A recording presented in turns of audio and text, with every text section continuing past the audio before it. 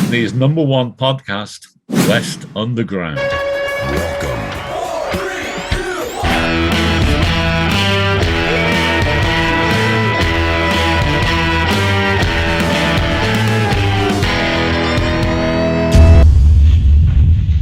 Hello and welcome to another episode of West Underground. Today we have none other than Taylor BW joining us. Make sure to like and subscribe. This is going to be a fascinating interview. I've been wanting to do this for a long time. I've been following Taylor's journey. I found out about her throughout the lockdown and I've just kind of been following a bit like her music career throughout, and she's doing amazing stuff with production, and I'm looking forward to having a conversation. And also we've got Jack joining us in the interview today. I'm here with Taylor Beadle-Williams.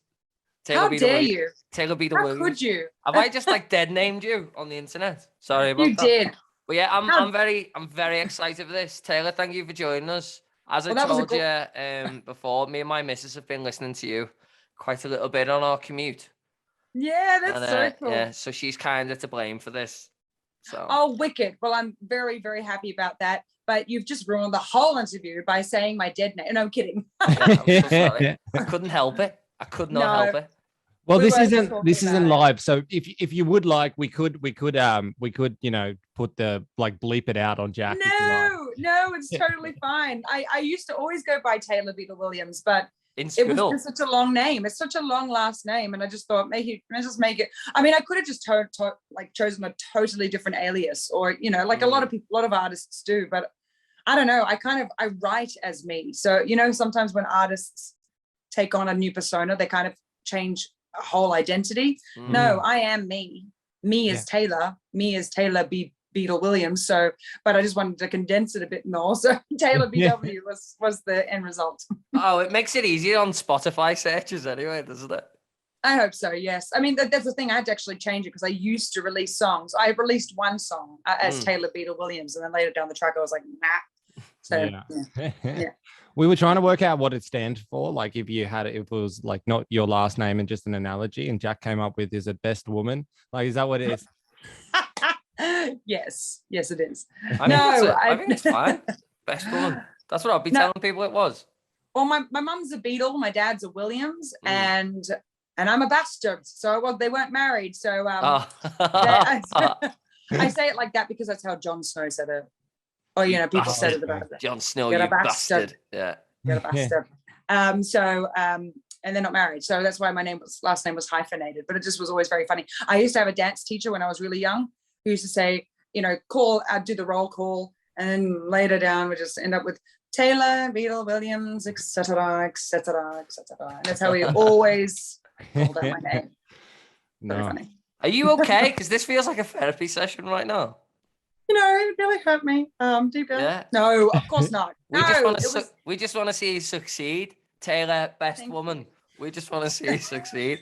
Oh my gosh. Did you ever come across like those fancy people that are like, because my last name is Reed, and occasionally I come across a really like posh old gentleman who's kind of got a voice like that old 50s Australian voice going, Mr. Reed, where's your family from? Or when we were at school would have somebody with an exotic last name and he'd be like, oh, so you're from such and such part of the world. But I'm just wondering, did anyone ever try to do that with your last name? Well, because my name is Beadle-Williams with a Beadle.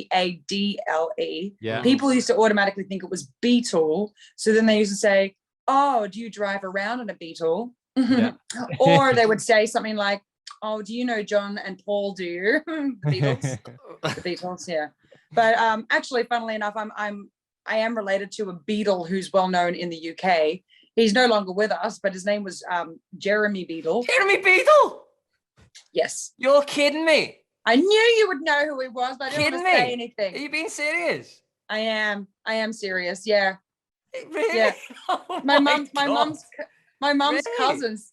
Yeah, he's my mom's cousin. Well, was my mom's cousin. So he's my second cousin. So yeah. Oh, God rest his soul. Oh, Taylor, that when you said your name before, as soon as you said that, I was like Jeremy Beadle. But I was like, don't just say it, Jack. Keep it in your mind. There's not many Beatles. No, there's not. Oh my exactly. God. So, and as soon as I realized that you are from, that neck of the woods, I was like, all right, well, I might just bring it up. Honestly. Sometimes people don't know who I'm talking about when they're from that area. But at the same time, you know, a lot of people, he was very much ridiculed because he was such a prankster himself. So, you know, I don't take it to heart. That's it. That was the whole. You have no idea who we're talking about, do you, Hamish? Hamish. No, I'm so lost. Hamish, I'm hoping someone runs me up to speed. Hamish, I feel like he's going to Google Jeremy Beadle in a minute. I feel like that's a thing that you should do. He was a very, very intelligent man, but I guess he's most well known for a show that he ran called Watch Out Beatles About. Yeah. And he used to just do a lot of pranks on people, really corny pranks. He's like kids TV and then TV presenting and like radio presenting and stuff like that. He did he did a lot of different things. It was like a TV I think he was an OBE or he was an MBE or something like that. He was like that's insane.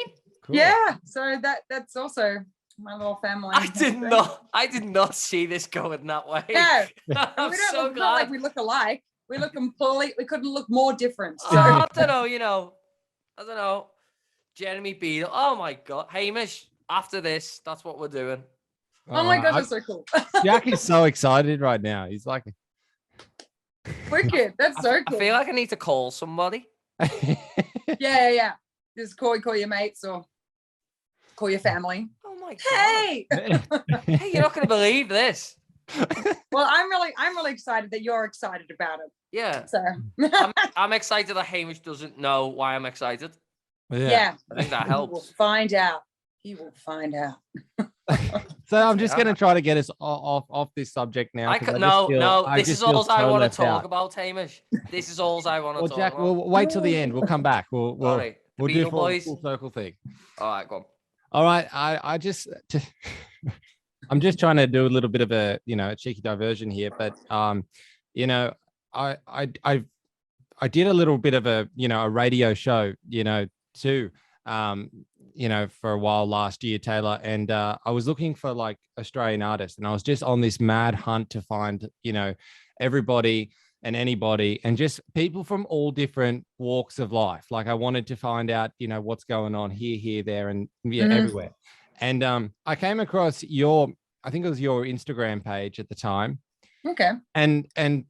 And then I just started to watch your stories because they were always interesting. And you were like walking, like, you know, like 6 different dogs and like doing all kinds of stuff. And I was like, what is going on here?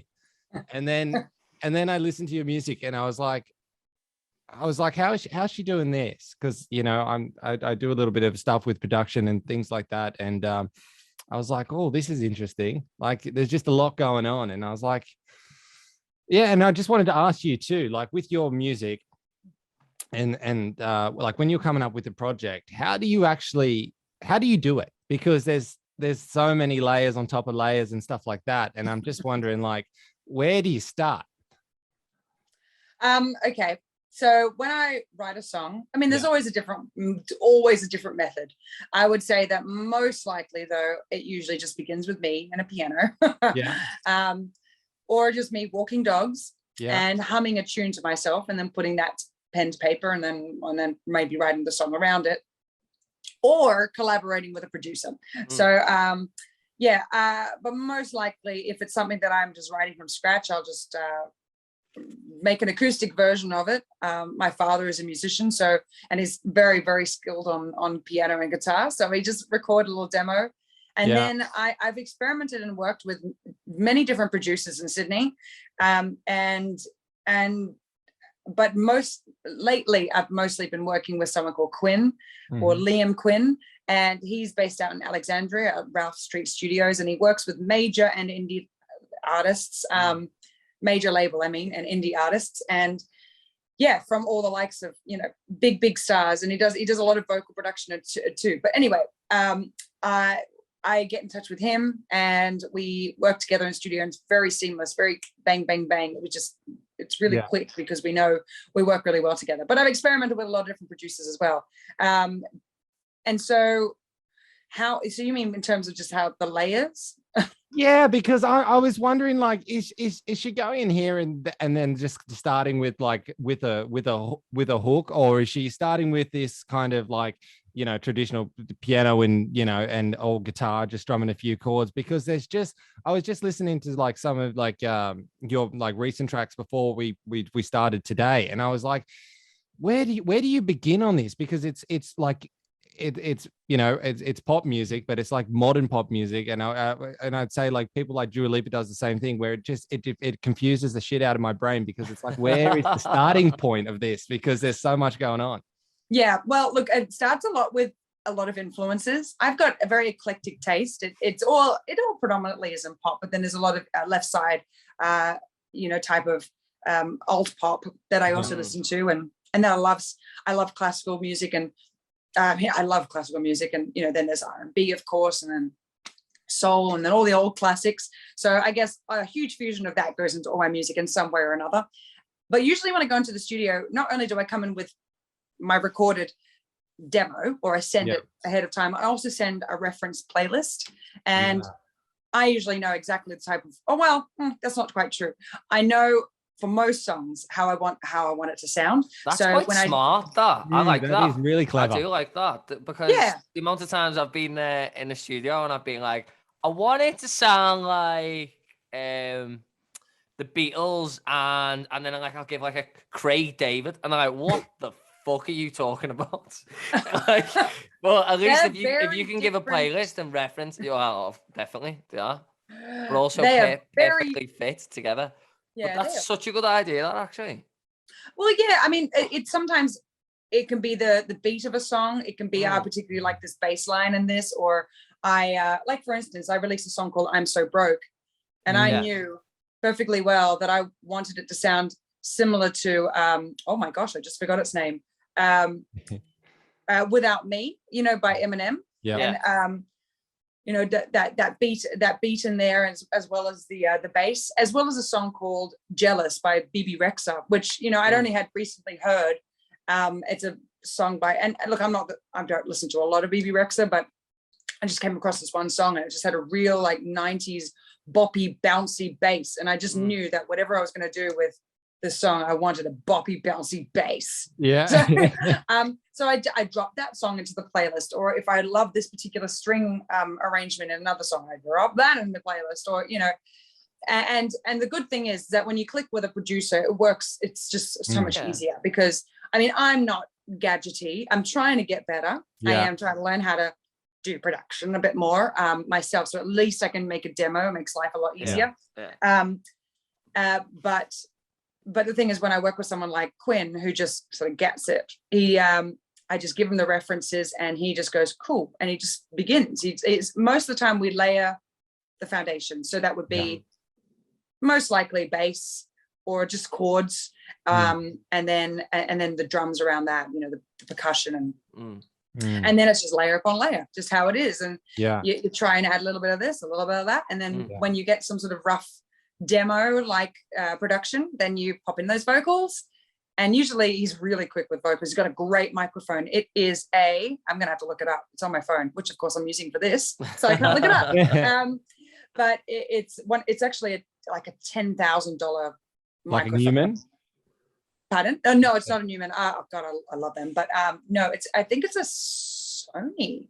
Oh, I could be very wrong. Yeah. He sent a text to me ages ago when I asked him about it, but I know that it's a replica made of this particular type, but it's literally like absolutely the exact same thing, but just was made a little cheaper, and then but the sound quality is insane, and that's what I like. I also love the sound quality that he uses for his songs.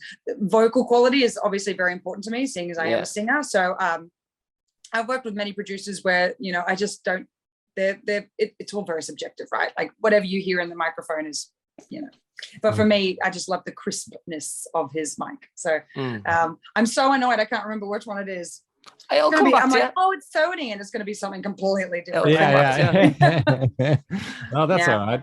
But and then like, do you, because also I could hear that there's like lots of like little effects and stuff on your vocals. Do you have an idea of what you're trying to do with your vocals in the verse versus the chorus, and what else, or is that kind of the genius of, you know, done in production, or do you know what I'm trying to? a lot of the songs that I have recorded in the studio, I have been singing for a very long time. So like because I perform a lot. I perform quite a lot, and I perform my music a lot too live.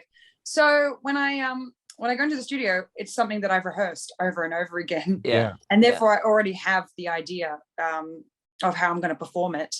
And usually we do a little scratch vocal, and then from there just do each section. I wish I could say that every song that anyone ever does is all performed in one take, but that's not the way it is. There's a lot of chopping and changing. I've done a couple of songs in one takes, and then people have been like, woo, amazing, woo, that's it, one take, Jay. And then I've listened to it back and went, that's terrible. That's awful.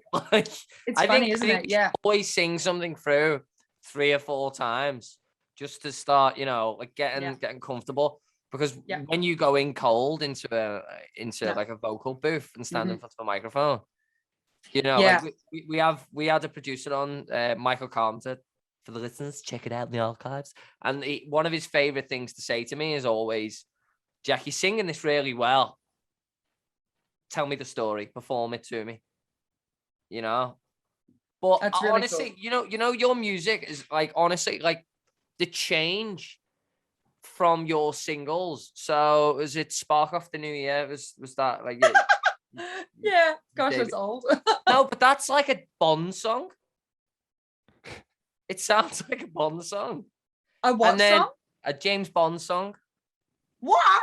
Really? Yeah, it does. Like, it sounds like it could be in a James Bond film. Oh my God. Yeah. That's amazing. I know. And Billie Eilish has just won an Oscar for that one. That's How not dare very she? good.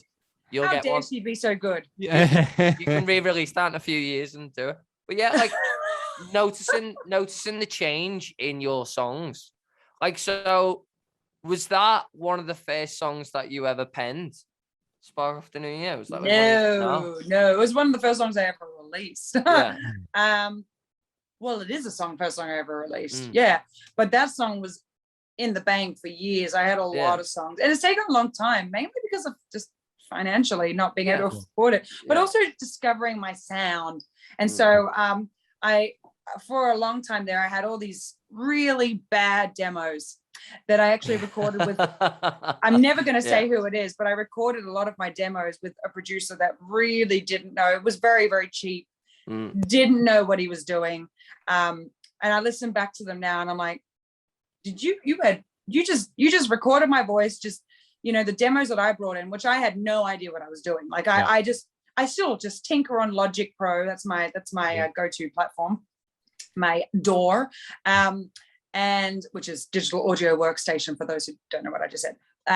But I go on Logic Pro and I just made these demos up myself. Again, like not a professional or anything like that.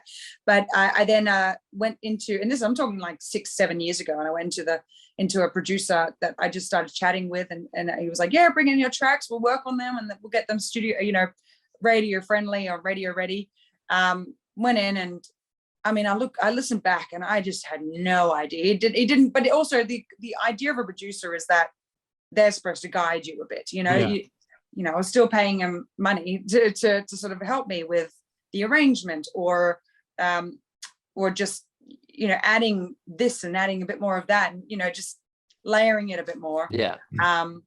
And he just didn't. So, but from there, basically, I then went up a level and started working with someone who really knew what he was doing. And but it was, I'm going completely off track here, but this is basically Spark Off the New Year was not a new song. It was a very old song, but we actually did use a lot of my own demos. It's funny because I look back on that song and I'm like, oh God, it's a bit of like a cringe song. I like it. Honestly, I really liked it. I'm so glad you do. Yeah, but I really liked it. It really is the beginning of just everything. I had just come back. It's the beginning of the journey, isn't it?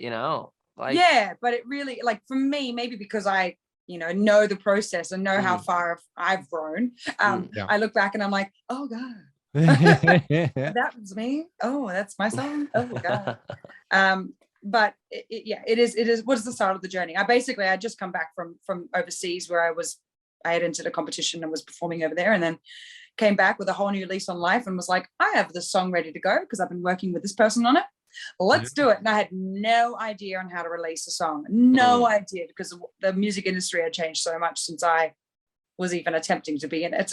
Yeah. And so when I finally sort of started thinking, okay, let me start releasing music, no idea, but I released it. And that's Spark Off the New Year.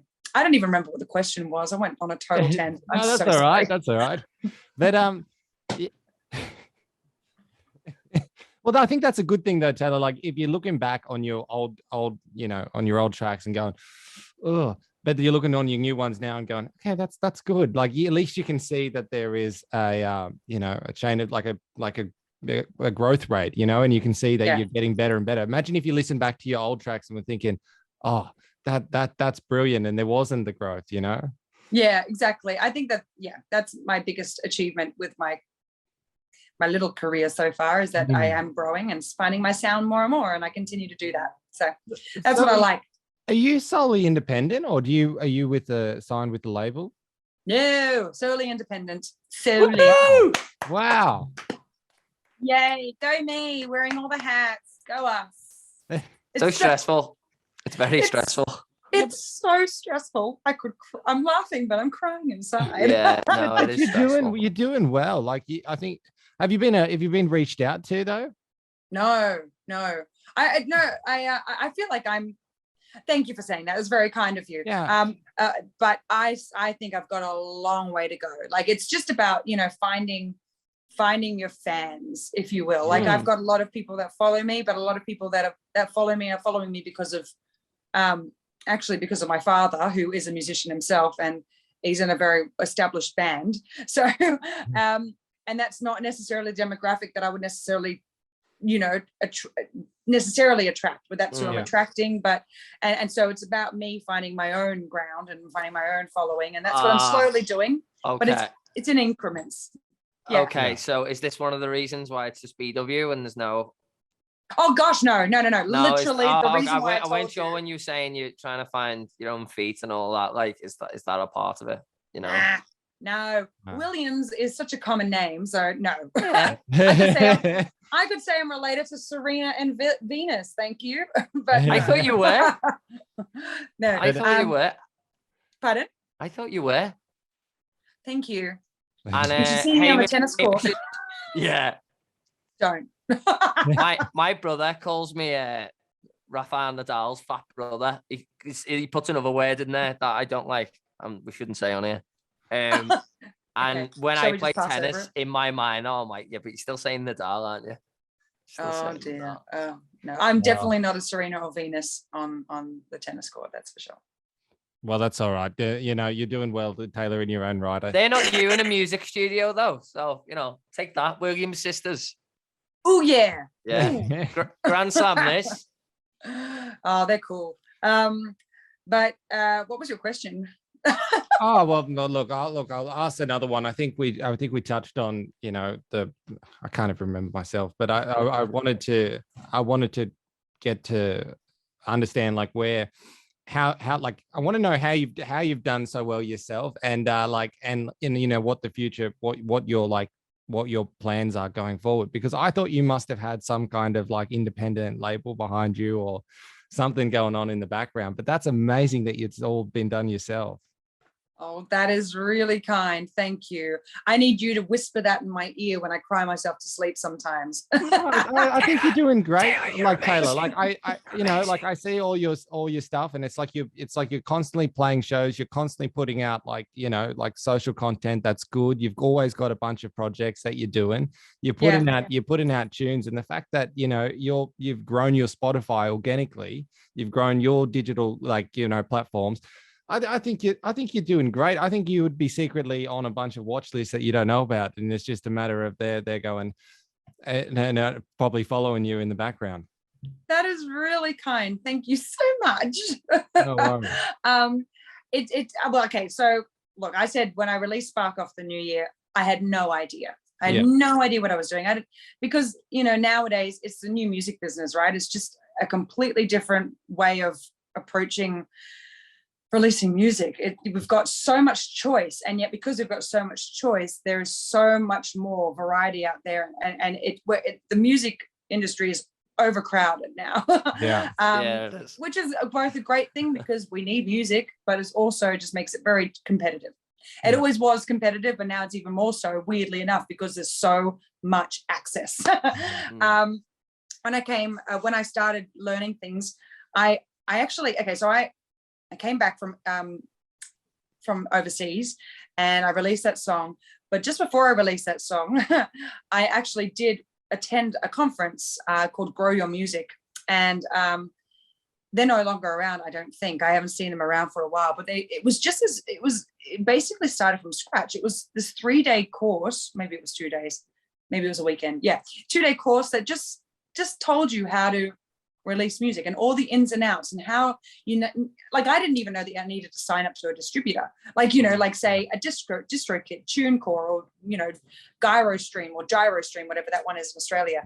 I just had no idea about how to release music. So it really did start from scratch, and it gave you the whole ins and outs. And it was, I can't be more thankful to those guys for putting on this very free workshop. Not only did I meet a lot of wonderful musicians who I still know to this day, but I just opened my eyes up when I finished that. And then I stupidly, like, even though I had all this new knowledge, I didn't apply any of it to spark off the New Year's release, because I was like, cool, I know everything, and I didn't. After I released that song, and it went nowhere, I was like, what am I doing wrong? So then I started listening to podcasts. And this is where, like, my absolute love for podcasts began, because they're just a wealth of knowledge. There's so much there. And it's because it's sometimes until you heard me on here. No, I'm kidding. But I gotta say, I read everything I could think of that was for free on the internet, and there's so many resources around. And podcasts. So podcasts and reading blogs and music blogs, and going on YouTube. I read up on how to do everything, how to market yourself. And it's just been an ongoing, growing thing. And I mean, I guarantee you, every single release that I've ever had and will continue to have, there will be some massive screw up because, something's gone wrong. It's so the way it is now. There's always something that goes wrong, because it is just DIY. It just, it's trial and error. And so, and I try different things, and sometimes I use PR, and even though I don't have people, I don't have a label, I do sometimes have in my budget to afford, have a little bit of money up my sleeve that I can get some PR to, like, help me out with this or that, or a radio plugger, or, so I did recently, I didn't sign with a label, but I did sign with a new distributor, which who aren't new. They're called Believe Music, but they are one of the biggest in the world. But it doesn't make a huge difference, because it is still a competitive industry. And that would be my only, like, coup. That's my own little step up. But besides that, the rest of it's all me, and it's all based on just a lot of research. I could continue talking, but I feel like I'm rambling enough as it is. That's all right. What's incredible is like, so I'm in a band, right? And Hamish and I, we had a conversation on Monday Night Fever the other week, Hamish, didn't we, about the roles in a band, of who does what in a band. And you have, like, you guys who are constantly writing songs, and then you have the business minded ones, and you know what I mean. But you do that on your own. It's so bad. Have all of that too on your own. Look, I'm gonna be honest. I haven't sat at my piano and written a song in ages, because I'm in that promotional mind. You literally have to dedicate. You can't do both. No, that's the thing. Exactly. Exactly. Yeah. And that's the whole thing. You've really got to put, because I had this new song out in your net, now I had to put my business cap on, so that's what's all been on my focus. And it drives you nuts, and people do get burnt out. It's a very real thing. As long as you're prepared enough. And my God, I can be as prepared as I can. But like I said, there's so many things that can go wrong when you try and release music. Whether I remember, so I had signed just recently with this distributor label, and you still have to upload your own song and still fill it all in all the details yourself. But there was some sort of a mix up. So the first release that I had, which was Nunchucks through this company, it came out and it said, even though it was 2021, it was released last year. So for some reason, something mixed up, and instead of saying 2021, it said 2019. So it said that the song came out in 2019, which when you release music, you want it to come out as a new release. So first of all, it didn't come up as a new release. It came up as if it was, archived music, like you're part of your catalog. And then it didn't appear in new release radars, in the playlists that you get on Spotify. And oh my God, it was a disaster. I even had the label call me up personally, like one of the head guys, and just say, I am so sorry this happened. This is one of those things that you just never expected. And of course, therefore, it's like the Rolling Stone gathers no moss. Well, this one definitely gathered moss, because after that, it was hard to then get the attention of this, because I didn't get enough listens on Spotify. And then, it was just hard. It was just like one of these things. And I was like, this is a disaster. Why did I ever sign with these people? But it's just, it got fixed. Actually, I have to say, the company Believe Music have a great support team, and they got it fixed like that within 24 hours. But it was just one of those. It's wonderful, because if you sign with someone like CD Baby or DistroKid, people that are not based in Australia or have offices in Australia, do you know who I'm talking about when I'm saying that? Yeah. Of course you do. We use DistroKid. Yeah, I used to use DistroKid too. I think they're great. But if you have any support, if you need support, they're based in New York. So you email them and you don't hear back either. You don't hear back till, first of all, it's their time zone, or, they've got a backlog of other emails you don't hear from them. I'm lucky that with Believe, you actually do have offices in Australia that they're very attentive to their emails. And so that got fixed up very quickly. But it was just one of those things where I'm like, of course it had to happen. This is one of those things that just, it had to happen to me. It had to happen to me, Have you ever had it where they've released the track under like a different artist name on Spotify? Did that happen to you? Yeah, I've had that a couple, and I know a lot of people that's happened to them. Yeah. And I'm just lucky even that no one has BW after their name. playlisted, like it's been playlisted, and then it's down as someone else's song. So they're like, so what happens now? And they're like, oh, we don't know if we can transfer it, so we might have to just take it down and re-upload it. And they're like, so in a day we've just got this amount of streams, and it does not matter now. That's what you're telling us. Oh, I'm so sorry. Be careful, children. Be careful out there. Yeah. Some people are really bloody useless. Yeah. I have a friend who I follow. Her name's Aston. That's her artist name. And I have seen there's a lot of Astons out there, and I have seen sometimes on her new releases, it comes up on Spotify and there's someone else. And I'm like, the freak is that? And I'm like, oh, that's happened. Yeah. That's just happened. Someone else has appeared on your Spotify far too often. That sucks. And then within a couple of days, you realize it's not there anymore. It's like. Yeah, see, that's just part of the life of an indie musician, is that you could wear so many hats, but still, we are not a label. We are not professionals at this thing, so things go wrong. So to answer your questions, I do a lot of things. I do. But things go up. Things are great, and then things go really terribly wrong, and it's just trial and error. There's always something that will mess up. But you just got to keep at it. I think that's my biggest. I think that's something that, if anything, I'm proud of myself of, and that's just persistence. I'm very persistent, and it could almost borderline maybe annoying. Just to the point where I'm organized as well. I think that's really, even though sometimes I'm not. I have a mind that's a bit scatterbrained sometimes, but I do when I'm focused. I'm like. Hyper focus, laser focused. Wow. So I have spreadsheets, I have lists that I tick, and every single release I have to do this, I have to do that, I have to do that, just to make sure. And I write down and every time that I've done something in a release that I haven't done before, and I know oh, the next release I'm not going to remember that, I write it in my list to be like, don't forget to check this.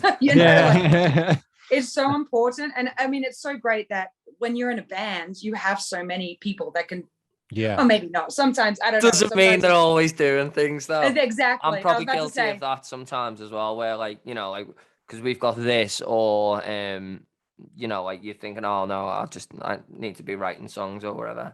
I think it shows you resilience though, and it's the grind, and it's that key thing also, is like, nobody is going to care as much about your music as you are. Yeah. So you have to get it right. It's kind of true. And it sucks because it's all we want. We want everyone else to care about it. But ultimately, I've had so many doors close on me, and it can be very, very disheartening, as I'm sure every artist has. And I really empathize. It's just that it's the hardest industry. It's one of the hardest industries, besides being, I think it was written in, I don't even know who wrote it, but it was in a list somewhere. What are the hardest industries to be a part of? And I think one of them was like the top five included being a lawyer, being a firefighter, being a doctor, being a singer, or being in the entertainment industry, you know, like, or being an actor. It's just the worst. And so it can be really hard sometimes, but you just got to keep at it. I wish I could just say to people that there's like a magic thing, but seeing as I too am just still trying to find my feet, it's just it's not. It's not easy. It's not easy. Well, I think you're doing it the right way too. Like I know people that have had that magic wand cast upon them, and then just 5 years down the track, you know, they're no better or worse than where they started from. And you know, so what about like touring and stuff like that, Taylor? Like, have you done much of that? And like, how come, you know, when I hear your tracks, I'm like, why aren't you? Have you jumped on many festivals too? That is like my number one thing that I want to try and do. But once again, being an indie artist, I don't have a booking agency. So this is one thing that I'm really trying to scratch at. And that is trying to get onto festival lineups. But a lot of people just either don't get back to you. Like, this is me being totally real. They just either don't get back to you or they say no. But that's just, it's because but also you know, I'm still not as established as, you know, say a Triple J Unearthed artist. It's the artist of the week, you know, like you're always going to put those artists first, even if they're not prepared with a show. They'll put those artists first because they've got a bit more of a buzz. So, but I am actually planning a tour later on this year. Oh, nice. To coincide with the release of an EP. So that's my plan. Oh, good. Yeah, nice. It's all in order. I even I received funding from Create New South Wales to help fund a regional tour, which is amazing. Hamish and I also had this conversation. I actually think a booking agent is more important than a record label. I think so too, especially when of your career anyway. Especially when your act is so, and there's a lot of artists out there that are very studio based and prefer to be in the studio and prefer to songwrite. But then there's the artists like you guys, like myself, who are a lot more about being on stage, like performing. That is where I think as an artist I shine a bit more. I mean, I love being in the studio. I love making the tracks, all that jazz. But I just feel more natural on stage. Like that's where you see me. But so that's where I prefer to be. And so you think it's frustrating because festival booking promoters don't know who you are, so they have no idea what I send them everything. Like I send them my an email with a whole bunch of different videos of me performing, and of course links to my releases and my music videos. Whether or not they look at that or not, I don't know, but I think it's all based on numbers. It's a harsh reality, but unfortunately a lot of our industry is based on buzz and numbers. So you can be the best performer there is, but they really will just look at their numbers. I was listening to, again, I mentioned my friend Aston. She did a little masterclass about TikTok, and she was telling a story about, so she does a lot of songwriting behind the scenes. And so she goes to LA a lot. And she was, in fact, speaking with someone major, a major manager. And this was right at the early days of her career. And he said, just trying to get this all right, but he said, okay, so they did the whole interview and he sat her down and said, great, what's your Instagram numbers looking like? And she was like, oh, I think I've got about 4,000, close to 5,000 followers. He goes, what about TikTok? And she goes, I'm not on TikTok. And he just said, you're not going to make it in this industry. Jesus. Yeah. I know. And that was a harsh slap in the face for her. Like, of course, she burst into tears, all that sort of stuff. But look, 9 months later, she's got 1.2 million followers on TikTok. And she also has, on some of her videos, like 14 million views. Wow. So I'm not saying, go on TikTok and follow the trend, but what she did was that was fuel to her fire, and she just did it. She just went back and she just decided, all right, I'm going to find my niche. Her niche is writing sort of if I had a verse, people do that trend on TikTok where you can write your own verse to a popular song. Yeah. She does that, but does it in a diss track way, to a lot of songs that are maybe misogynistic. She speaks she does a very sort of strong female empowering type of verse against it. And it's just hit, she was just nominated for, look, I'm talking everything about her. We're talking about me. But talk about you. I'm so impressed because she was just nominated for Best TikTok Artist of the Year at the Music Awards. She had to be flown to LA, and this is all within the first year of her career. So I'm so proud of her. And but that's just a perfect example as to, when one door closes, another door will open in some way or another.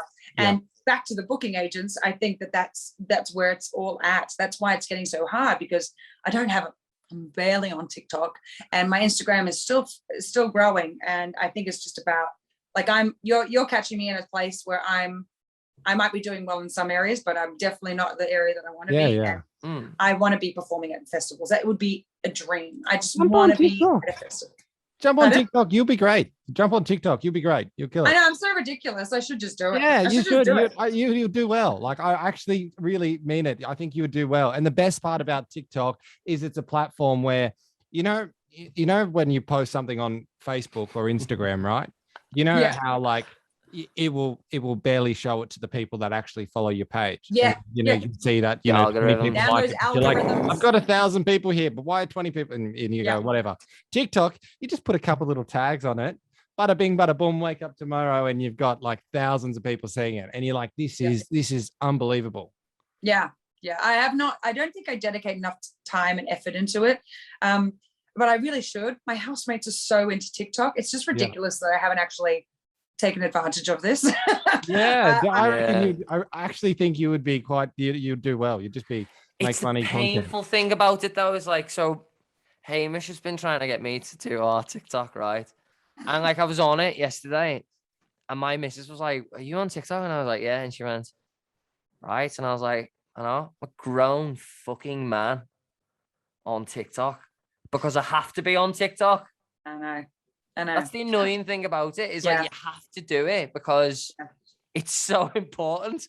And I just wish it weren't that. I feel like saying, even with my bands with TikTok, I feel like just being like, we are really good. Come and watch us. That's it. Just come and watch us. You like it. You like it. But that's not the way the world is anymore, unfortunately. I was listening to another podcast, as I do. I still listen to all the podcasts I can do that I can listen to, especially about music business. And someone was being interviewed who is now doing really well on TikTok. Yeah, can't remember the name. Good. Oops. Oh well. They said some very good advice, which is treat it like a job. Dedicate one day a week where it's like clocking on. Clock on at 8 and finish at 5. Just. You set some time, which of course I haven't done. All this great advice. You've got the advice though. It's there waiting for you whenever you're ready. I'll give you a little. We already do so much.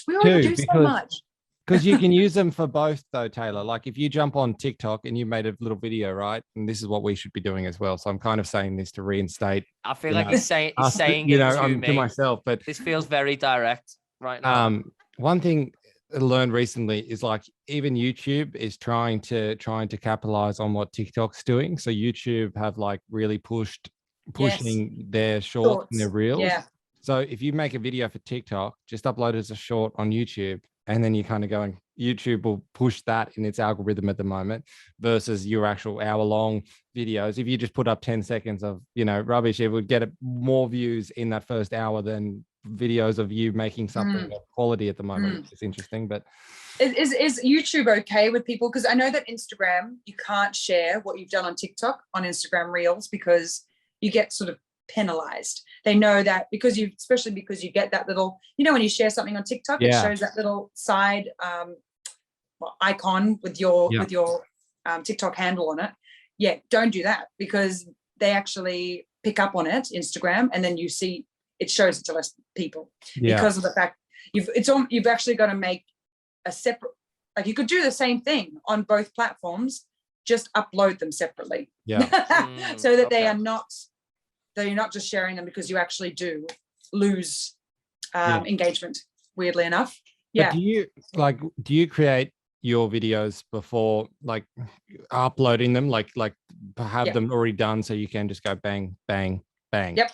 Yeah. When I do that, especially with look, I'm not very good on TikTok, but in terms of Instagram, I prepare them.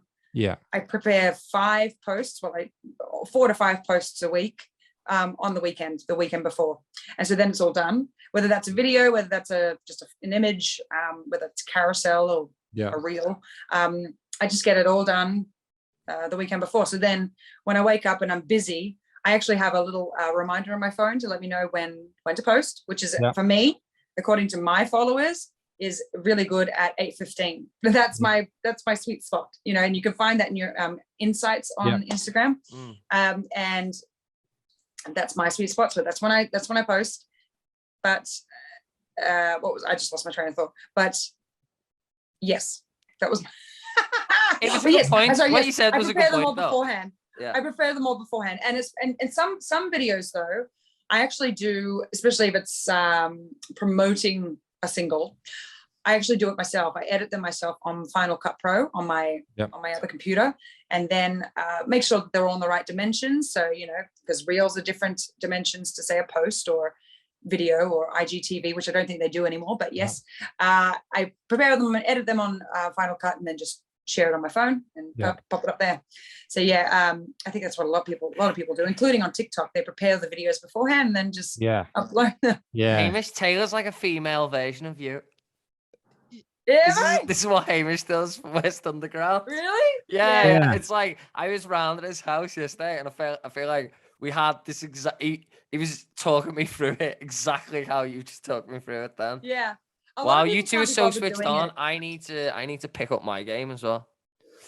I feel like there's a lot of musicians out there who do, and they just don't know the tips and tricks. But if you listen to as many podcasts and read as many things as I do, or just speak with my fellow musicians who are doing similar things, you pick up a lot of tips and tricks, and that is one of them. Yep, absolutely. And what's funny is like you can sometimes spend like hours watching tutorials on how to do something, but then meet somebody who is doing the thing that you want to have the skill to learn how to do, and you can learn more in that 15 minutes of what you should be doing and exactly the right little things you should be doing to receive that outcome, and not have to spend 3 hours in a YouTube hole and just have a 15-minute conversation and get those skills that way as well. So I think that's really, really, really valuable. It's just making sure you're asking, the people that you're going to for advice are the right people. Absolutely. Yep. And full stop. Period. Yeah. But I don't think I ever really properly answered the fact about the booking agency. I really would love to find it. I think that's kind of on my list to do as well this year is to find a booking agency. So I mean, but I'm booking this tour that I'm planning by myself, because I think that not only that, Grant has only allocated me a certain amount of money, and I know booking agents can take some money. Yeah.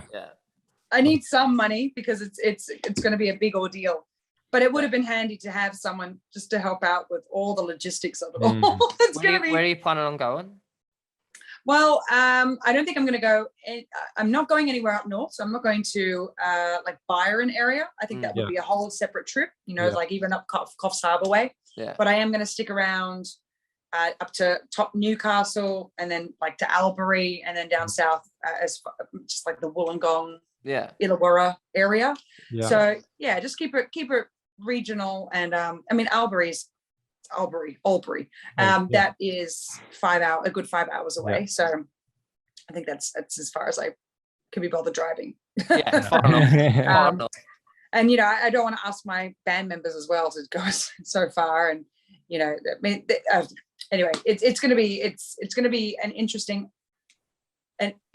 journey. Yeah. Especially when you're doing it all on your own.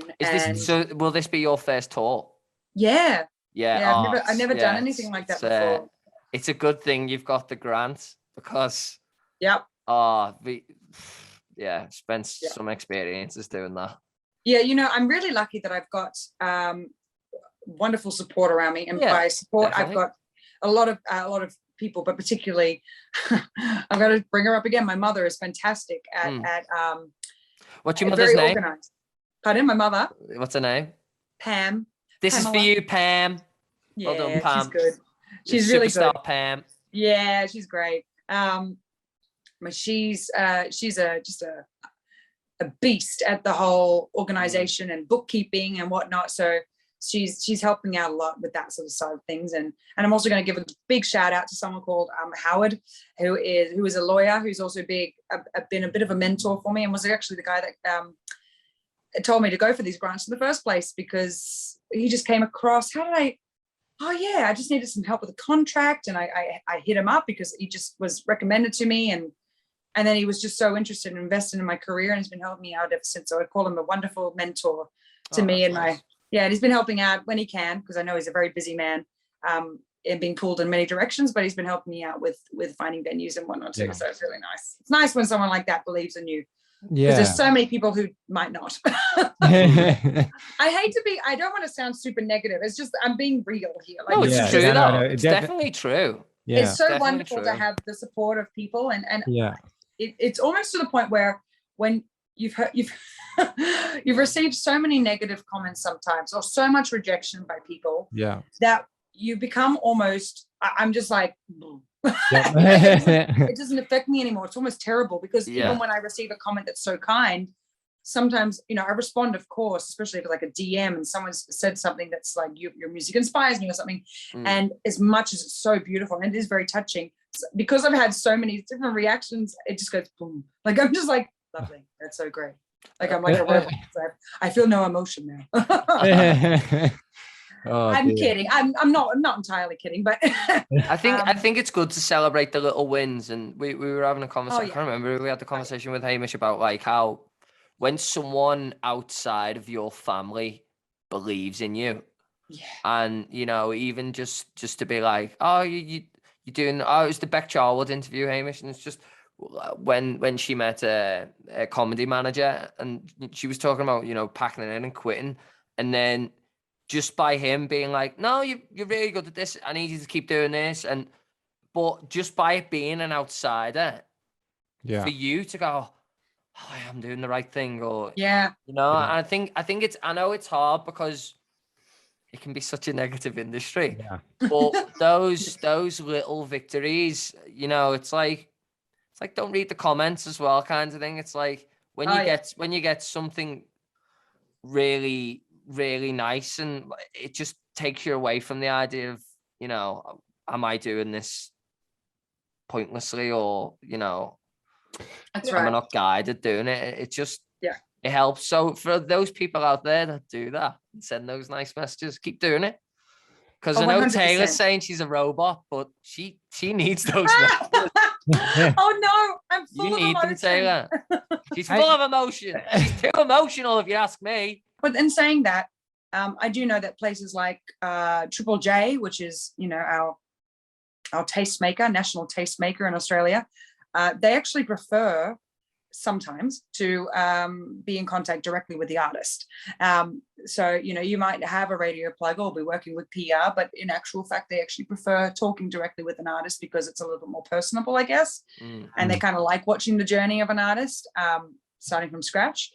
But so I in saying that, I'm going to try booking agents, like some of your best ones, and just say, hey, come to this gig, and it's all who you know too. So I'm going to try and like get people that I know, who knows you through someone else who knows you, and sort of hit up people that way as well. There's just so many different avenues that you can try and. Yeah, and there's no harm in trying them all. I know. We've all tried them all. So when are we going to win? What's the worst they can say is no. Well, that's exactly right. I mean? Like, exactly. Whatever. Yeah. The worst that can happen is they say no, and then exactly right. Okay, next you should try, or they just say try in the next couple of years, or And consent in the music industry, consent in life is great, but if a booking agent says no, just keep pestering them. Like they're gonna give in eventually, and they will like book. that. They will book you a tour. Yeah. Well, it's kind of the truth. I recently did a course. So I've done a couple of courses that I've invested in, and they've been pretty good. One in particular was with School of Deep Cuts, and she said, persistence really is key. Like there's some places, unless you're badgering them, with several emails a day or every day for 3 weeks, just the every 5 days kind of rule, just email them and say, hey, following up this last email, and eventually they will get back to you. But I don't think they'll ever really consider you a pest, unless you're doing something crazy. Yeah. But that's just what it is. That's exactly what this industry is. It is patience and persistence. I cannot stress that enough.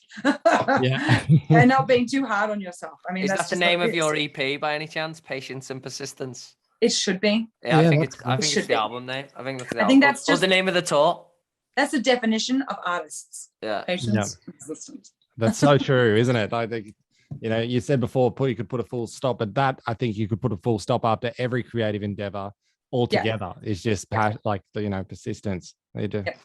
But I was also like, the observation thing I wanted to ask you is like, have you ever noticed sometimes, like when it comes to people in the world, right? You do something, and those initial people around you will support you, and they like your core support group, and then as things kind of go out like that, in the next kind of wave of people in your life, if you're understanding the analogy here, and then you get people that you've met once or twice in your life, and something you've done is like they think it's perceived as being really big and exciting, but then there's those people in the middle layers there that are just like, oh, I know Taylor, she lives around the in that building over there, she's in that apartment, and it's not a big deal to them, but to other people that are like further down the, I don't know, the social, imagine it being like a wave pool. Yes. Yeah, I've just noticed that recently, and I've just wondered, like, have you noticed that as well? Always. Yeah. You've got your core believers, who are usually your parents and your family and your friends. And then as soon as you do a show as well, there'll be new fans or new followers that come up and say, "You're amazing," or "I'm following you. Where do I buy the rest of your stuff?" And it's just, you are the bee's knees to them. And then there's always the people that you've got to continue prodding at. Yeah. Because they're like, yeah. And I've even got like some of my closest friends are still kind of like, I've got to push them, prod them to come to a gig. Yeah. Because, and they might be literally around the corner from it, but they've got something else on. Like it's just, and you get that in your friendship groups, and then there's also, people around that, especially peers within the industry. They're like, yeah, I've got to come down to your show, but I can't be bothered. I'm guilty of it. I know I'm definitely in that middle ground for some people too, where I'm like, yeah. And then no, I'm guilty of it. But I think I understand your waves, analogy there. Yeah. Did I answer that correctly? I don't even know if I even answered that. Did I answer that? No, well, it wasn't. I don't know. A question? It's more of just like an observation recently that I've kind of noticed when you, like, for an example, right? We'll put out a video and whatever, we put out one a week, right? And sometimes like it's often like you get messages from people you never thought you would, and the people that you thought you would, it's just like, oh, whatever. We know Hamish, he lives over there. That's. Well, the way to get through to them is to constantly email them. I know I've got groups of friends, like I said, who are followers of mine, but wouldn't know that I've just released a song. And it's like the biggest thing in the world to me, thing in the world to those who, I just happen to be in my algorithm and constantly get my posts on, say, Instagram. But all those friends of mine that I'm like, we just had coffee the other day and you still don't know that I just released a song. You just got to keep prodding them. It really is just a matter of just being a persistent, but not a pest. Yeah, I think that's so like key as well. Like the whole, like I've even got family members and like, oh yeah, Jack's in a band or Jack's in a podcast. None of them have probably listened to it. Yeah. They tell their fucking immediate social groups or whatever, oh, Jack's in the podcast. Have you listened to it? No. You know what I mean? Or like, have you listened to it? So it is hard. And I think also like when you start off in music, so like when I started playing in bands when I was 16, you initially can pull a very big crowd when you're that age. I'd say 18 to 21. Yep. Because people haven't got anything else to do, really. No, they're young. They just want to go out and Whereas a lot of my friends now, like, oh, it's a bit noisy, isn't it? It's a bit noisy. Oh yeah, and COVID, has totally screwed that up. Yeah. It scares a lot of people from even venturing outside. It's not even that. It's the lack of energy now. We're so used to being indoors that just going out to dinner for a couple of hours, you're just exhausted by the time you're done. Yeah. And I'm someone that has a lot of energy, and even I can just be taken out of you. And after a gig, you're just exhausted because you're just not used to it. Yeah. So even more so now. And of course, as people get older and maybe they're partnered up, or some may even be married or have kids, of course, life gets in the way. And then it's like, I'm not so keen to go out and watch live music anymore. I've got things to do. I have better places to be, which is super hard as well. But I got plenty of single friends, and they should just be like, coming out to see me. The more you come out to see me, you may just meet, your partner, or, just have a bit of fun. Might have a good time. You may have a good time, Get off Tinder and get to the gig. Yeah, Tinder. Plus, that's a better story too. Like you met the girl of your dreams or the guy of your dreams at a bar, at a gig, and then you're going to be hired for the wedding. Oh my gosh, that's amazing. Oh, that's so romantic. That would be so sweet. It's just with those sort of middle people. It's Amy Shark talks about that too. She's huge now, but she used to say that she used to play at pubs, her own music, to no one. She would ask her friends to come along. Everyone was busy, and now she's Amy Shark, and she's performing the sold out, shows and everywhere. And everybody wants to be on that guest list now. Yep. That's what I mean. It's seriously for those places that close that door smack in your face. You just want to say, you know what? You're going to regret that one day, I feel, and even if it does, like, I don't want to ever think that it might not happen, because one day, I just want to believe that will be the case. It's just fuel to your fire. That's what it's all about. Have you had the nice moment where somebody has knocked you back, and then like down the line, because you've done something that is, that is good or whatever, though they see your growth, that they've kind of come back and tried to knock on the door, and it just makes you smile a little bit inside. It's like, I've had it less with industry types and more of old friends or old friends. People that I went to high school with or whatnot. I went to a high school that was a little bit, I wouldn't say the best. It was a bit nasty. And just people who didn't quite believe in you then, and then you start releasing music and things are doing all right, and then they message you personally being I'm really sorry that I treated you that way, or things like that, I might put out a post where I talk about mental health a lot, and I put out a post and talk about how bad high school was, and they get back to me and they're like, oh my gosh, I wasn't that nice to you, but I always thought it was because I was really jealous of you, or I was really, you're always the life of the party, and I just wanted to be that way, so I used to just put you down because of that reason. That's going slightly off topic, but no, that's I think, but it's perfect. Like it's perfect, actually. It's perfect. I think that's, but no, I haven't had that experience yet in industry. I don't think. I'm trying to think of a moment where that might have happened, but I don't think so. No, I'm hoping for that moment one day. No, it'll come in time. But it's just a little. It's just really like you're like, haha. It's just that little moment. But I definitely had it with high school people as well. Like I was even saying to Jack last week, I was saying like people in high school that I wasn't the most popular kid in the school, but then those that were are now suddenly coming and watching your stuff, and you're like, this is bizarre. Yeah. Chain of events, Yeah, I like that. It's a really sort of nice full circle thing. Yeah. Or it's like when it's okay. So I entered this. The reason why I got back into music was because I sort of won this competition. But going into it, I had never performed my music in front of people before. So I used to be in a band that was an original funk soul jazz band. It was a collaborative effort. I was in that band for years. But I've been writing all my own stuff, but I'd never performed my own stuff. Would never dream of it. I was terrified. Yeah. So the only people that ever heard it was my parents, and that was it. So I randomly entered this competition called Emergenza, which is like an international battle of the band style competition. Yeah. And many acts went for this competition. And they've done this every year. I think COVID kind of stopped it, but they would have hundreds and hundreds of acts from all around Australia entering this competition. There'll be many rounds.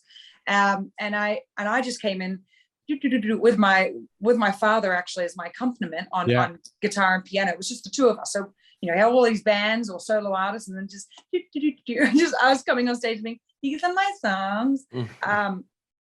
And I remember it wasn't in a very obvious sense, but I knew that just being backstage and the vibe, I kept getting through rounds and rounds, and I was like, wow, this is incredible. And it was based a lot on like audience votes or, all that sort of stuff. So I would get through each round, and by the time I hit the finals, it was just a guarantee that this one band was going to win. And they had all their people there, and it was the finals in Australia. They had the audience voting and then also a panel of judges. And there were just two bands in particular, but one band I think was the absolute favorite, and everyone was chanting their name. And they're lovely, lovely people in that band, I have to say. But there was this air of like, we got this, Yeah. And the kind of for this little duo was like, cool. I'm so excited for you, because the winners got to go to Germany and perform in the international finals, which is amazing.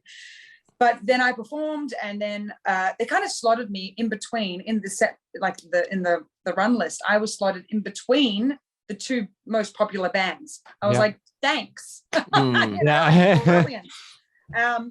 But I couldn't have been more appreciative, really, because I guess, the right people, all the people were there because they were there to see the other two bands. They were there waiting, and so I was performing in front of them.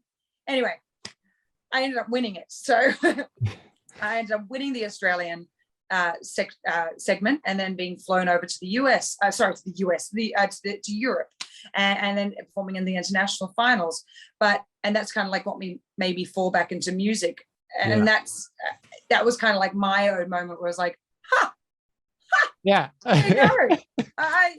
These two big popular bands, and they were excellent, and they are excellent bands, but unfortunately, unfortunately for them, great for me, I won. Suckers. Yeah, you won. Yeah, I didn't want to be like suckers, because they deserved it as much as I did, but it was just, it was one of those moments. I was like, wow, maybe I got something here, and I'd say you've definitely got something if you win in that competition.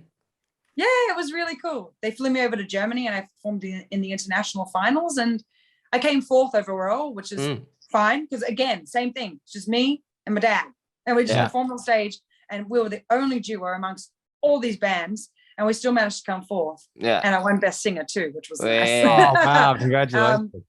So that moment right there was when I decided, I'm going to go back to music, because I'd stepped away from the whole entertainment industry for a while there. Nice. Well, I'm glad you did. And I just want to ask, like, how did they say your name in Germany? Like, how did... So they actually didn't, at that point I was still Taylor-Williams. Yeah. So I remember they actually, in Australia, there is a video of it, and he is the MC was a French man with a very strong French accent. It was Taylor-Williams. Like, it was just, it was so cute. And I think he actually emceed the actual finals in Germany as well. So same thing. That's how they pronounced it.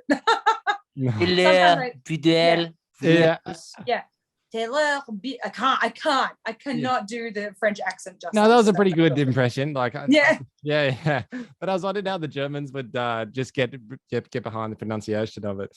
No, there was Germany, like the country, because it was from all different countries, like in the international finals. But essentially, Emergenza is, I believe, an Italian competition. That's where I think its foundations were. So there were a lot more Italians there. than Yeah. than Germans. Yeah. So where did they like when they flew you out? Like where did you go in Europe? Where was the final house? Oh, it's just amazing. I actually extended that holiday to become 2 months because I Yeah. thought, well, I'd never been to Europe before and I wanted to travel around. But it was at Rothenburg. So Oh, nice. Rothenburg Ob de Tabor, which I think is what it's called. It was at the Turbotel Festival, which Other is actually a massive pronunciations are festival. available. Yeah, I'm so sorry. I'm awful at pronouncing it. But they had this. You were there anyway. It doesn't matter. Yeah. People may correct you, but it doesn't matter because they weren't there. Yeah. Yeah, they no have idea. Australian's going to be trying to correct you for. Turbotel. Yeah. You know how we would say it, Turbotel. And there was this little, they set up this little stage in the back of a big festival. And there were thousands and thousands of people there. So it was a really magical moment. Yeah. I remember actually the Hilltop Hoods were performing there that same wow. festival too. Wow. So I was like, oh guys, look to me. I'm Australian. Yeah. So cool. But yeah. And so then, so it was at Rothenburg. Just an amazing, quaint little village, but then had this massive field that they could hold the festival in. So it was really cool. Wow. That's Yeah. amazing. How did you find Europe? How did I find Europe? Yeah. Oh, amazing. Just beautiful. Yeah. I'd always wanted to travel there. I've traveled many different places. I've traveled to the US a lot, and then to Africa and to I mean like Kenya and Malawi, and then went to Egypt and Fiji and New Zealand. I mean, I've been everywhere, but never Europe. And so, God, it was gorgeous. I think my favorite place, I didn't get to go to the UK at all. That wasn't the half of Europe I was in, but I went to, I loved Austria. Austria was probably Austria's my favorite. beautiful. Oh, it's absolutely stunning. I went to a place, not only Vienna, but I went to this beautiful town, city, I don't know what you would call it, Hallstatt, which is, you just gotta look it up, Hallstatt, I think it is. And one of the most beautiful places I've ever been. The mountains, I remember you catch a train there and then you have to catch a boat there. You catch a train to where the boats are and then you travel across by boat. I remember it was the first time I'd ever seen mountains that high. Like I burst into tears. I'm very much when I'm overwhelmed by a vision as beautiful as that, you just see the landscape in front of you, and I just welled up. I was like, this is so beautiful. And it was just magical. One of the most beautiful places I've ever been. But Europe itself was insanely gorgeous. There was so many wonderful memories. The only thing that I found was that Italians didn't love tourists. No, they don't. They don't. Which I don't blame them. All. No, I do not blame them at all, because everywhere you turn, there is a tourist, especially in the touristy areas. Like it's just, if you live in those cities and those towns, damn, it'd be so annoying. We're just lucky that Australia is so big. I think you know what it is with especially France and with Italy as well. If you don't bother learning any of their language, right? Yes. They just go whatever. You know what I mean? So and I done a bit of time in Milan with my missus, and it was trying to learn un espresso per favore, you know what I mean? And you're just I'm doing my best, I promise. Yes, it's a beautiful language, but like most countries, it's best to know at least a little bit of what they're saying, because it's just doesn't annoy them. Just doesn't annoy them. Yeah. It's polite. I think it's very polite. Yeah. Did you find that journey and that trip helped you with your songwriting? Seeing a bit more of the world? Nope. No.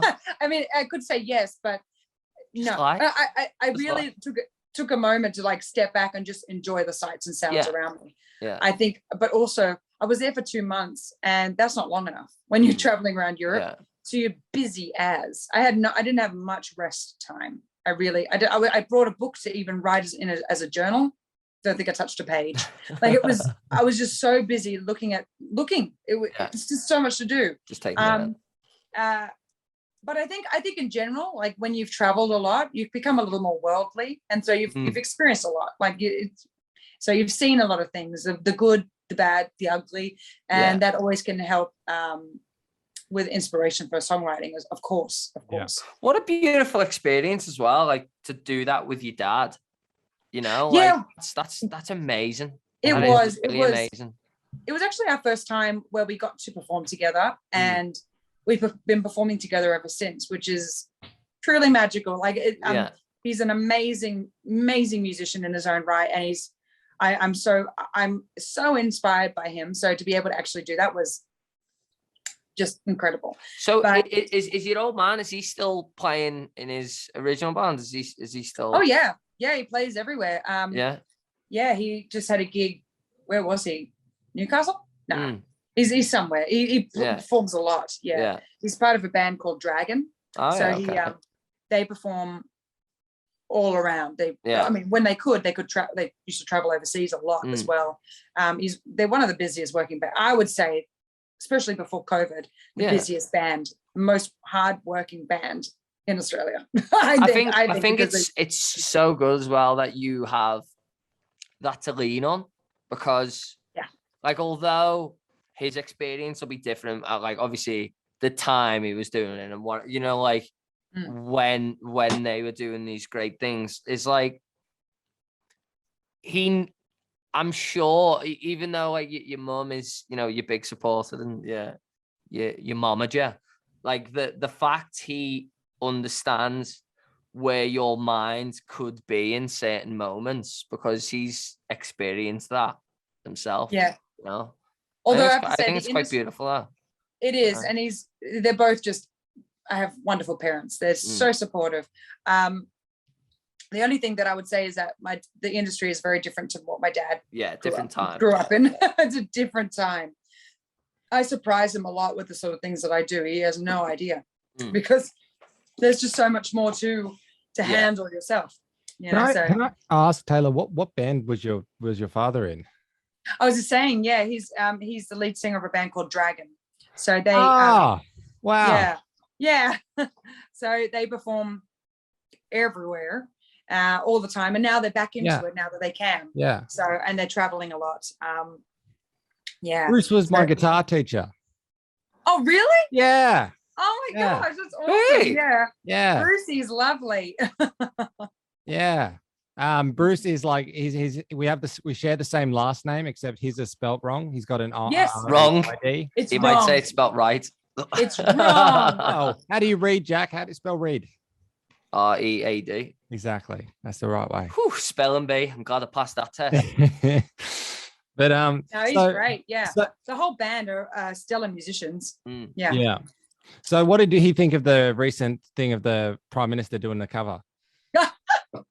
Great. They actually quoted him and used my dad's quote everywhere when they promoted, and that was just like Dragons back in the Dragons famous again for all the wrong reasons. Because it's great. It was great, free publicity, and only about a week or two after that whole incident, Dragon performed nearby, and I went to the gig near where I live, and you should have seen, it was absolutely packed. It was actually the weekend we were allowed to take off the masks again, and everyone could be just totally normal pretty much. And oh my gosh, it was jam-packed. And as soon as April Sun came on, everyone was spitting those words out because they knew the words. They know how the song goes. But yes, they all found it very humorous, that whole ScoMo incident. I think we all will, whether you're a Dragon fan or not. I think we all know that song pretty well, and it was pretty surprising that he didn't know. Like, I don't know what was worse, the ukulele playing, or just like everything was just a bit off. Everyone trying to join in. Whoa. Yeah. It was just very stilted. I felt like he could have been a little bit more prepared for that moment. Yeah, exactly. Like, if I was going to do that on national TV, I would definitely be practicing my ukulele beforehand. That's one thing I will say about ScoMo, is he's always prepared, isn't he?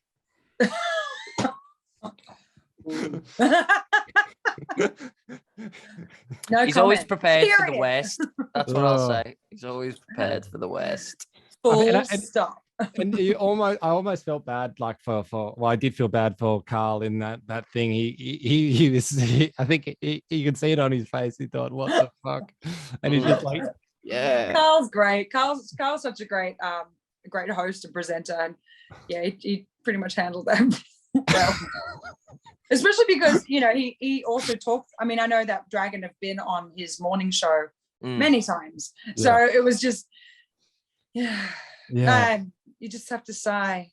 Yeah. Oh dear. Oh dear, but I mean, it's good PR for Dragon, yeah. Like everyone was talking and stuff. Yeah. Yeah. No, it was great. Yeah, they couldn't have asked for sort of a better, because not only that, but everyone sort of rallied.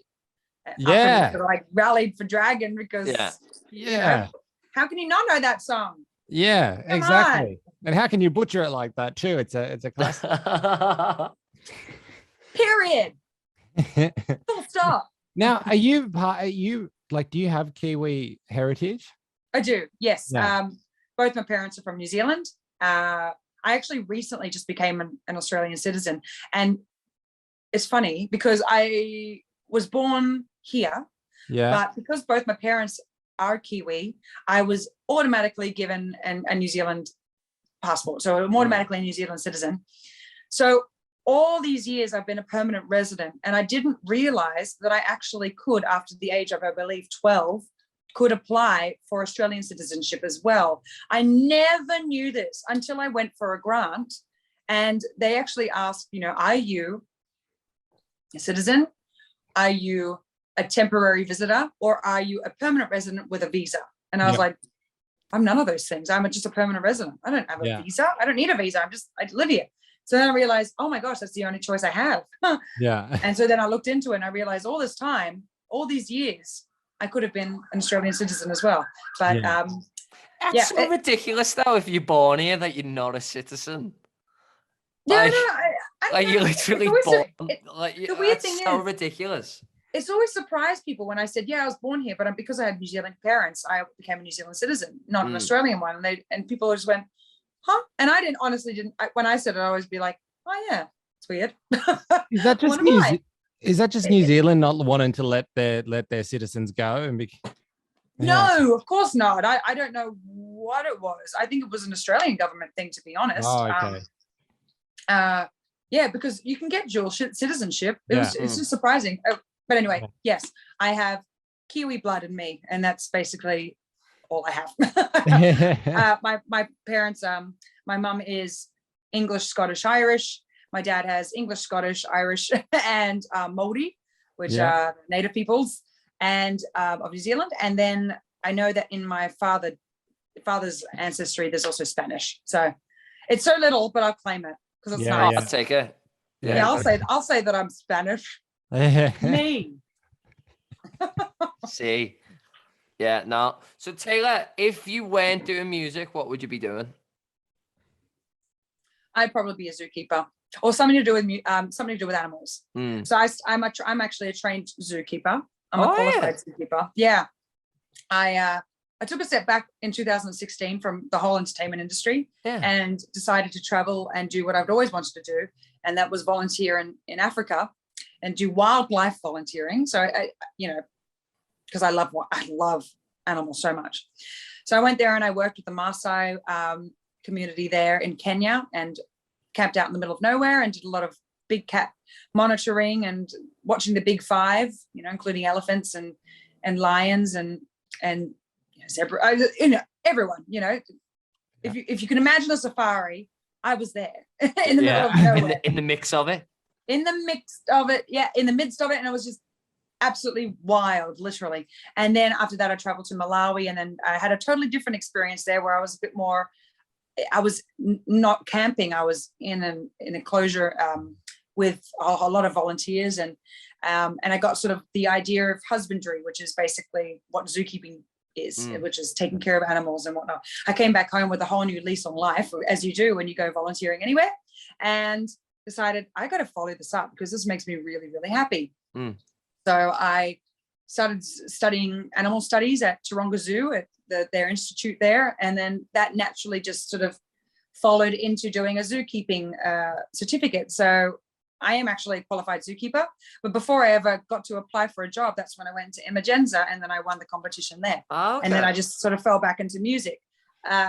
But yeah, if I think maybe not a zookeeper, it's very, zookeeping is just as hard an industry to get into because there's so few positions and so many people who want to be a zookeeper. But yes, I would do something to do with animal conservation or be a dog walker or a dog trainer because I love dogs and I walk a lot of them. And they're the happiest things in the world. I love dogs. Yeah, they are. Yeah, I do something to do with wildlife. I was just thinking when you were talking about the safari, like how I'd be dead in 5 minutes if I was there because I'd just be going. I was going to say, is it because you're high maintenance or no? Because you wouldn't stop singing. She gets me. I would be. I'd be like, the lion would be like, do you hear that? Do you hear that? And it was very eaten alive. It was magical. I would be like I would stay in beast. like a campsite in Kenya. I'd be sleeping in a campsite, and you just hear the sound of lions. Yeah. They do that sort of like at the end of every night. I did the most amazing job at impersonating that. But anyway, I was going to say maybe that could be your career path. This is so off topic. But just out of curiosity, have you been to my hometown? Like I'm born and raised in Dubbo. Oh heck yes, really? Yeah. Well, that's where I studied. That's where I studied zookeeping. So I did the first animal studies course at Sydney Stronger Zoo. Yeah. And then thought, you know what, I want to get out of Sydney for a bit. So I ended up traveling to Dubbo, going back and forth from Dubbo to Sydney throughout the whole of 2017, and studied zookeeping there. Yeah. Oh my gosh, I love. The Taronga Western Plains Zoo there is one of the most amazing zoos, and the zookeepers are incredible. And I made so many lifelong friends there. Yeah. And I could not recommend Dubbo enough. Dubbo has a really bad rap for some reason. Yeah. And it's but it's a really I've got such an image of Dubbo just from the stories Hamish tells me about growing up there. I don't know what it looks like. In my mind, it's like different. It's just very flat. No, it is very flat. It is very flat. I'll give it that. But then so is a lot of the Australian, regional Australia, regional New South Wales. I love the people there, the vibe. There's a great community there. Like they have great markets, great bars and pubs, and I maybe I was just lucky because I had a really good tight knit group of friends that I was around all the time when I was in Dubbo. But man, it's a great vibe there, and I think it doesn't get enough recognition for its culture there. It's an up and coming place. I think it needs more of a rap. It's good. Yeah. Well, it will be soon. I think that I just saw like the thing come out that they've given the town heaps of money to build bigger things, whether it's going to become like the city outside of the city. Yeah. Good. As it should be. I think so. There's a lot of towns that aren't well known enough, but everyone just has this idea of Dubbo. Dubbo, and I mean, I didn't have any. I actually didn't know what I was getting into, so I was just like, "You're cool. I'm going to Dubbo." Yeah, it's great. Would you take the buggies around? Like, would they let you just drive like the little buggies around the zoo? No, is it me? Really? No, I wasn't experienced enough to do that yet. That would have been great, but no. I did travel in them a lot with the zookeepers, but no, I wasn't allowed to drive those yet. I was still studying. I was just a student. Yeah. I went back recently, and they never let, like when we did school trips and stuff, the school would never get enough budget to get the little buggies. But this time when I went back at Christmas time, I got the buggy.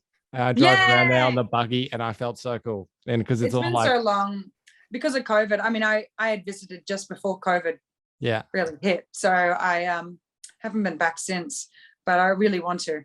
I actually think I was trying to get that as part of my my tour, but there's not enough music venues there. I know that they're for Great Southern Nights, which is awesome. I don't know if you know about it. It's a huge initiative in New South Wales. They have the Garden Hotel, I think, in Dubbo, and what's the other one? Well, Wentworth Hotel? No. Am I getting that wrong? What's the other major one? There's the Emeroo, and it's not that one. Yeah, that one. Yeah, they have a few gigs there, but I know that sometimes just because they have the funding due to Great Southern Nights. But yeah, I would love Did to you try and book perform at it. the old bank? I love the Old Bank. Oh, Yeah, I did you love get that it? place. Have you booked your book? Like, have you tried to get in touch with Not those yet. and No, I and go haven't. out I west? think I know that the setup that of my band, it's fairly technical Yeah. because we play with a lot of tracks as well Yeah. as my drummer has not only an acoustic kit but also Electrical. a pad, a little Yeah. octapad. So that can get a little bit complicated when it comes to some venues, which is why it's also been hard to try and book Yeah. because you need somewhere that has a good sound system or, you know, has a bit more of like an advanced sound system to be able to do that. Some places, or a sound engineer who knows what they're doing. Yeah. And because some places you go there and it's fine, we can figure it out on our own, but a lot of places they just scratch their heads and they're like, we don't have the equipment for this. Yeah. So yeah, it's a bit complicated. But yes, I would love to perform there because I remember going when I was studying there. I would often go to their their sing along nights. I forgot what night that was, but yeah, and I would sing along. I would get up and have a little thing. Yeah. No, I was just thinking when you said that because when I went back, they'd renovated it and they put more speakers and a bigger stage outside and stuff. Oh, cool! I didn't know that. What their tech writer is, and then you could do Tamworth as well and Bathurst and Mudgee. Yeah, no, I'm booked in Bathurst. I'm booked at the Victoria Little Alberts. Yeah, there, which is a really cool venue. I'm looking forward to that one. That'll be in. My tour is not going to be until October, so I'm trying to get in early. Yeah, that's one thing. If there's any as an indie artist, if there's any advice, there's a lot of advice I would give, but one of them is be prepared ahead of time. Have all your ducks lined up in a row. yeah. I was just happy that you're playing not in Bathurst, not in May, June, July, because otherwise it'd be freezing. Yes. It's more of like the idea of spring. Yeah, it's probably going to be pouring with rain, but but we'll see we'll see what this year brings. Who knows, it could be a new variant and everything's cancelled again. Hopefully not. Fingers crossed. It's hard to get too excited about anything. I think we'll be all right by then, maybe. You know what I think is going to happen next is I think the next thing has to be is the frogs will start falling from the skies. We've had the floods, we've had the fires, we've had the COVID. Like, what else can you throw at us? Honestly, I don't know what's happening with this world. It's just been, well, we do know, don't we? It's climate change and El Nino is in full force. So we just got to get better at living. Collectively. I when I studied zookeeping and everything to do with animals, I mean, I will be the first to admit that I was living blindsided. So not blindsided. Yeah, blindsided. What is it when you just got my blinkers on? Yeah. I don't think blindsided was the right term, but anyway, it'll do. You kind of get what I'm saying. Yeah. But yeah, walking around completely with blinkers on, no idea what was going on really. And once I started really honing into it, and also just the community, especially at Dubbo, the zookeepers are very conscious of their lifestyle choices in terms of, carbon footprint or reducing plastic use and all that. And they really instilled it in me. So it just opened up my eyes to what we could be doing better in this world. What's annoying about that is like, we can stop as much single-use plastic as we want, and then like an oil pipeline will burst and just be pissing oil out. We can't win. Honestly, we can't win. Or like private jets are flying over, and it's like, yeah, we always do our bit, but the ones who can really make a difference. I know, but I feel like even if it's a little bit, it's better than nothing. Oh, 100%. It's going to help. It's so hard because it feels like it's always like the average Joe. You need to be better at this, and you go, oh, we'll do it, and then they go, we'll have a look at that soon. Yeah. We'll think about it soon. It's hard. It's hard to convince everyone to do it, especially because everyone's so engrossed in their own lives. And we've got so many different things, phones, computers. I challenge you to listen to a song, actually. It's by a Liverpool artist named Zuzu. She's a singer-songwriter. She's absolutely brilliant. She's got a song called This Van Is Evil. And it's about how she knows that her burning fuel around the UK and driving around Europe and to get to shows, how bad it is. But it's necessary. Mm. So like she has like litter picking campaigns and like doing everything else she can do because she knows that is something she cannot change. You know? I like that. And it's a It's a really great good song thing. as well. It's a great song.